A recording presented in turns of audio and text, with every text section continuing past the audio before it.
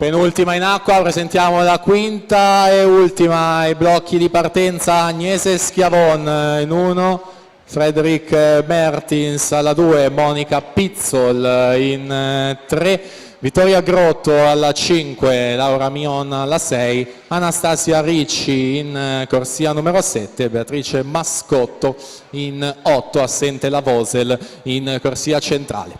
Nel corso della penultima quindi siamo a metà gara, frazione dorso archiviata, Zoe Masetti che conduce 35 e 65 frazione dorso.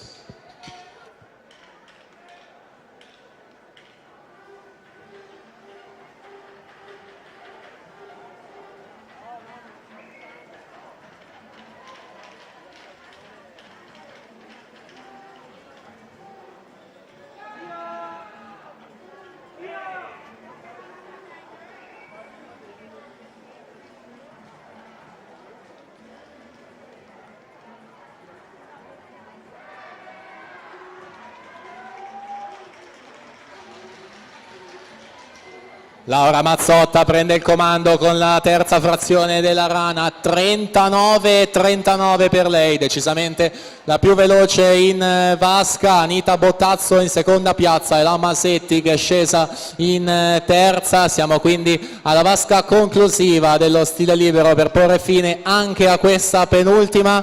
Francesca Tartaglia al momento con il miglior crono, 2:23 e 68. Vediamo come completano e dove si posizionano nella classifica provvisoria. Anita Bottazzo si porta là davanti con 2:22 e 16, subito dietro a 4 centesimi Laura Mazzotta 2:22 e 20.